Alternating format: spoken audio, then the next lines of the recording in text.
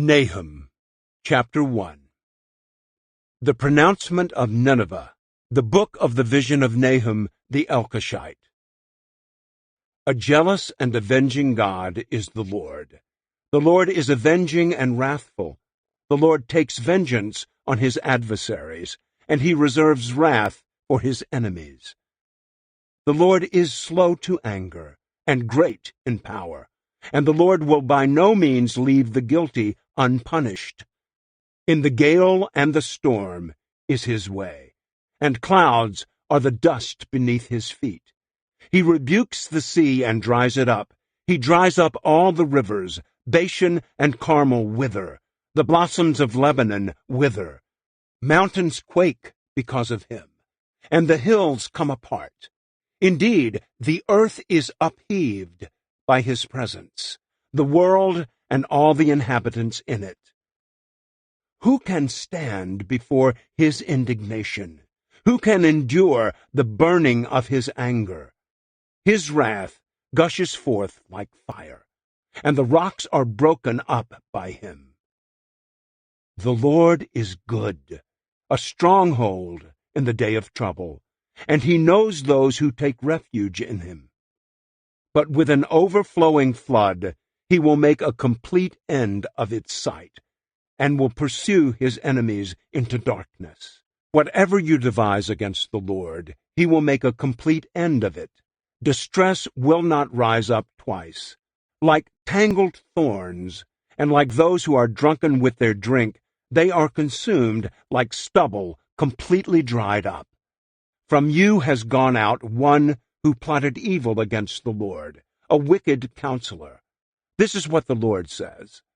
Though they are at full strength, and so they are many, so also they will be cut off and pass away. Though I have afflicted you, I will afflict you no longer. So now I will break his yoke from upon you, and I will tear your shackles to pieces. The Lord has issued a command concerning you. Your name will no longer be perpetuated. I will eliminate the carved image and the cast metal image from the house of your gods. I will prepare your grave, for you are contemptible. Behold on the mountains the feet of him who brings good news, who announces peace. Celebrate your feasts, Judah.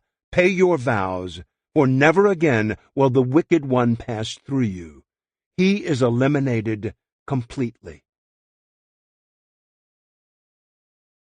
Chapter 2. The one who scatters has come up against you.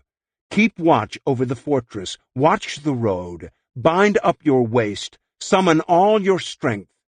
For the Lord will restore the splendor of Jacob, like the splendor of Israel, even though destroyers have laid waste to them and ruined their vines. The shields of his warriors are dyed red. The warriors are dressed in scarlet. The chariots are fitted with flashing steel when he is prepared to march, and the juniper spears are brandished. The chariots drive wildly in the streets. They rush around in the public squares. Their appearance is like torches. They drive back and forth like lightning flashes. He remembers his officers. They stumble in their advance. They hurry to her wall, and the mantelet is set up. The gates of the rivers are opened, and the palace sways back and forth. It is set. She is stripped. She is led away, and her slave women are sobbing like the sound of doves, beating their breasts. Though Nineveh was like a pool of water throughout her days, yet they are fleeing. Stop, stop! But no one turns back. Plunder the silver, plunder the gold. For there is no end to the treasure, wealth from every kind of desirable object. She is emptied, yes, she is desolate and waste. Hearts are melting and knees wobbling. Also trembling is in the entire body, and all their faces have become pale. Where is the den of the lions, and the feeding place of the young lions, where the lion, lioness, and lion's cub went with nothing to disturb them? The lion tore enough for his cubs, killed enough prey for his lionesses, and filled his lairs with prey, and his dens with torn flesh. Behold, I am against you, declares the Lord of armies. I will burn up her chariots in smoke, and a sword will devour your young lions. I will eliminate your prey from the land, and no longer will the voice of your messengers be heard. Chapter 3. Woe to the bloody city, completely full of lies and pillage. Her prey does not leave.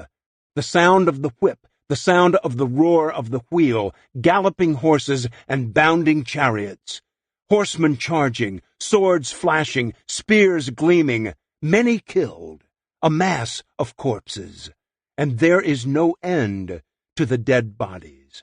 They stumble over the dead bodies, all because of the many sexual acts of the prostitute, the charming one, the mistress of sorceries, who sells nations by her sexual acts, and families by her sorceries. Behold, I am against you, declares the Lord of armies, and I will lift up your skirts over your face, and show the nations your nakedness, and the kingdoms your shame.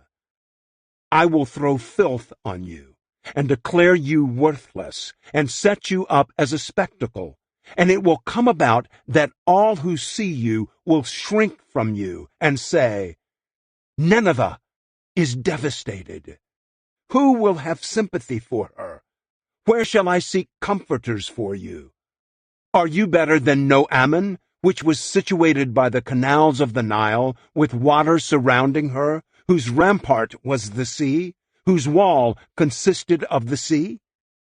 Ethiopia was her might, Egypt too, without limits. Put and Lubim were among her helpers. Yet she became an exile.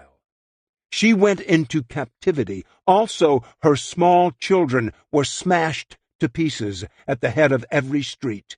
They cast lots for her honorable men, and all her great men were bound with shackles.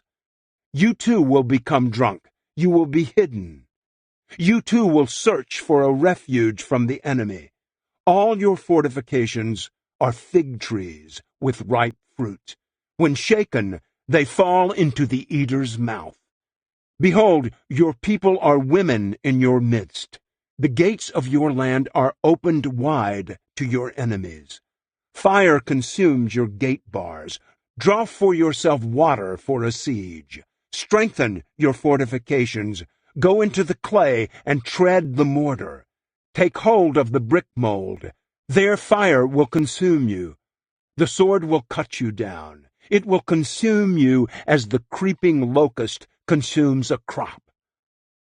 Multiply yourself like the creeping locust.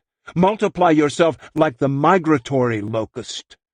You have made your traders more numerous than the stars of heaven. The creeping locust sheds its skin and flies away. Your courtiers are like the migratory locust. Your officials are like a swarm of locusts settling in the stone shelters on a cold day. The sun rises, and they flee, and the place where they are is not known. Your shepherds are sleeping, O king of Assyria. Your officers are lying down. Your people are scattered on the mountains, and there is no one to gather them. There is no relief for your collapse. Your wound is incurable. All who hear about you will clap their hands over you. For upon whom has your evil not come continually?